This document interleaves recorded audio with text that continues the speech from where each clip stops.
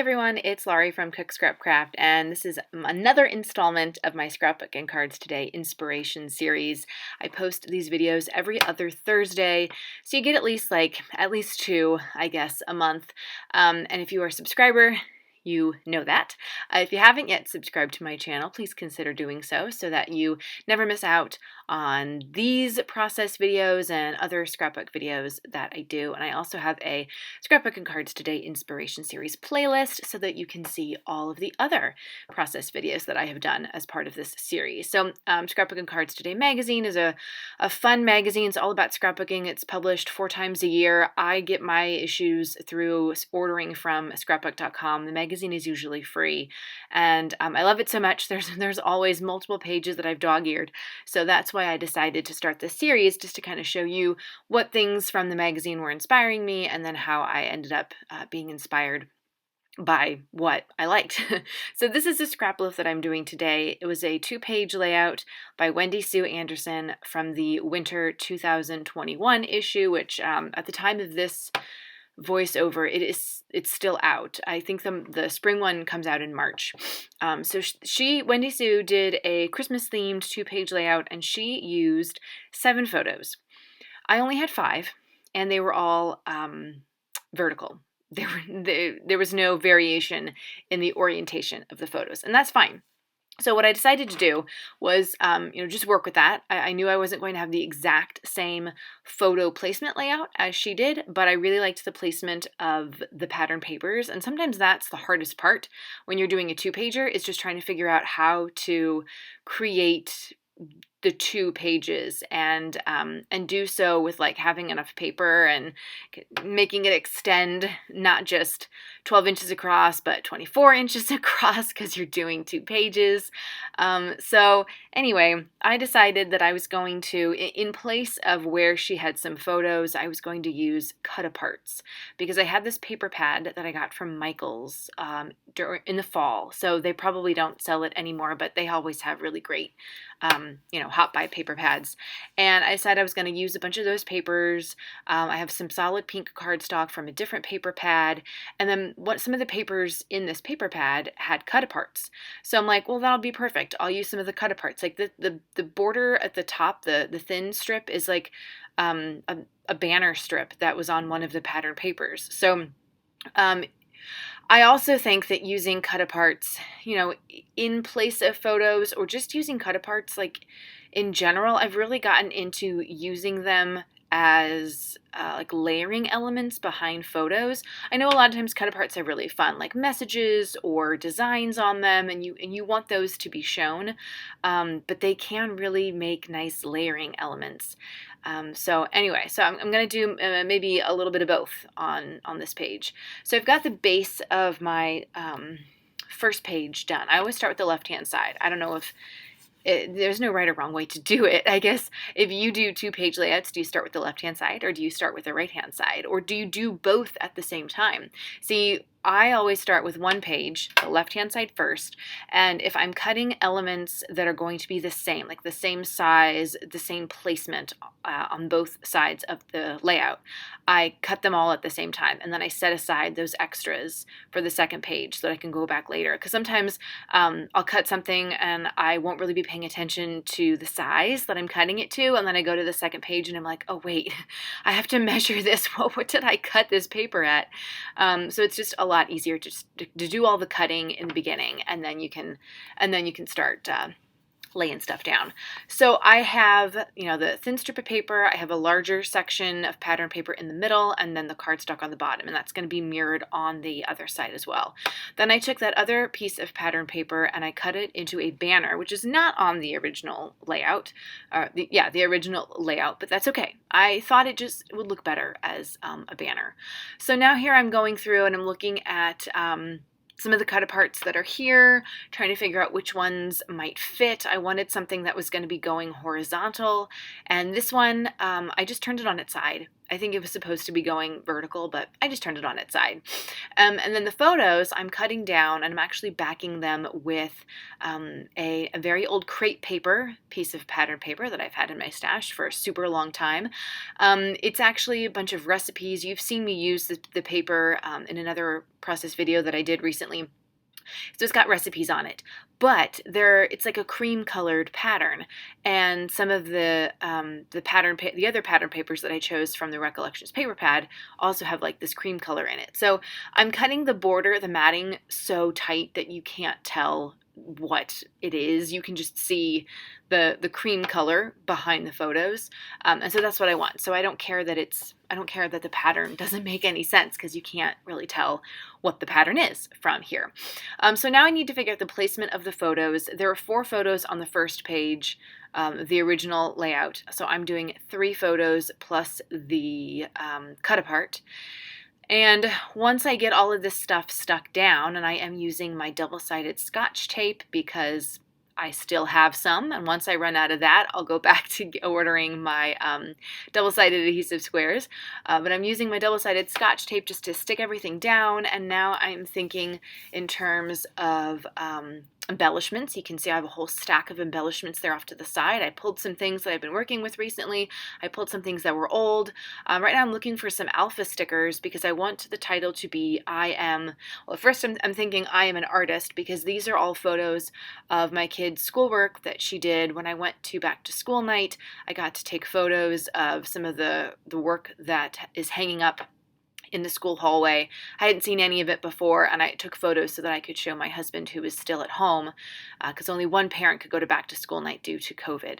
So I got to go, and I took the photos, and I thought, why not print them out and then just have this record in my scrapbook album of the fun things that she did the first couple weeks of school. These photos were taken in September. So I'm looking for alphas, trying to figure out like the right colors. I like that yellow. I feel like it's a little too yellow for this, but I'm only making the word, I'm only using A-N, Anne.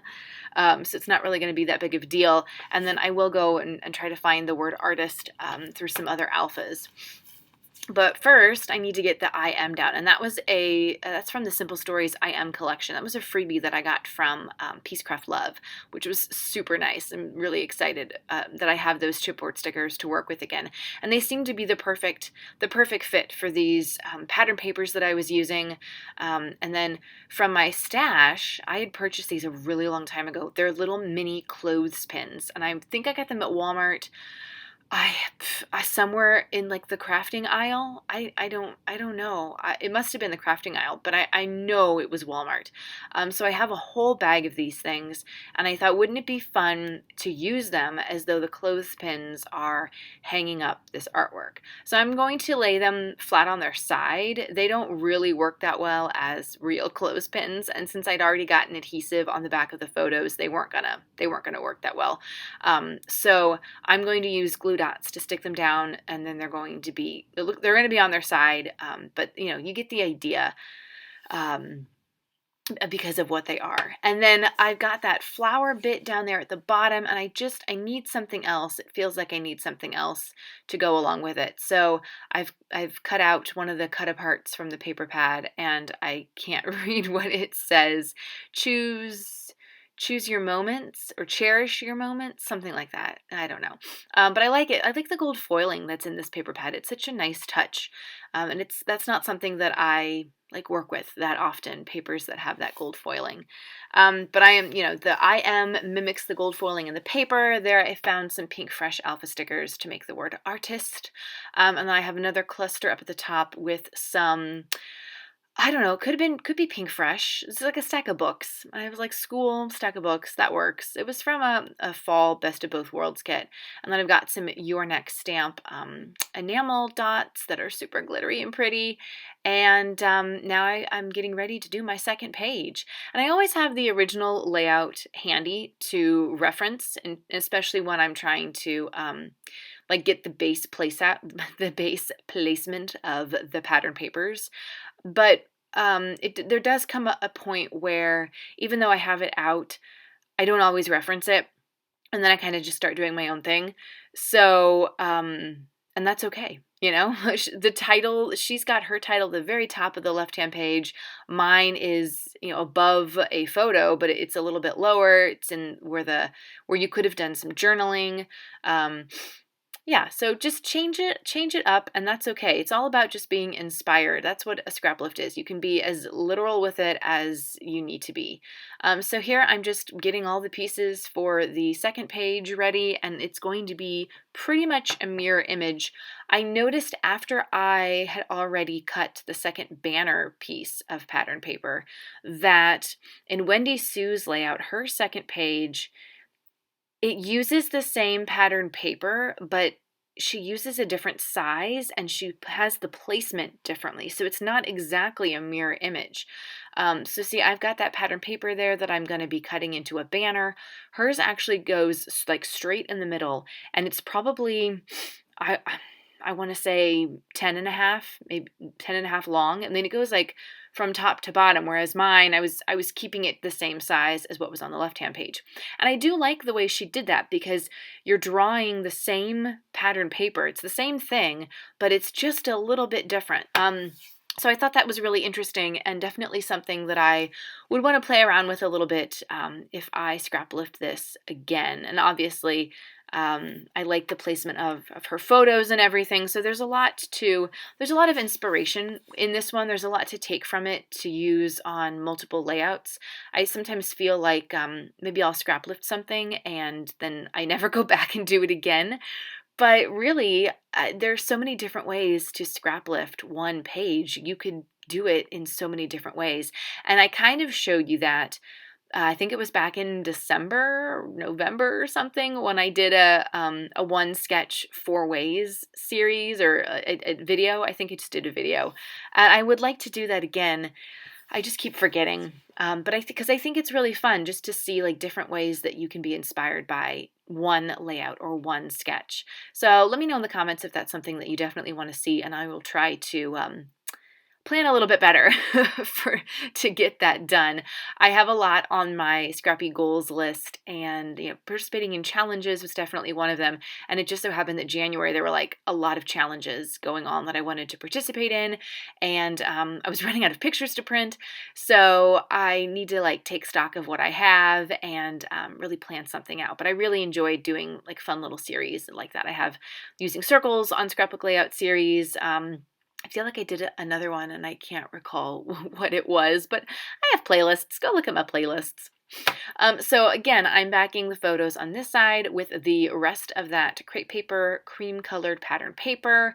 I'm having a little bit of trouble figuring out the placement of things here because some of those cut aparts are just too wide. And I really like the one over there that says a perfect day in every way.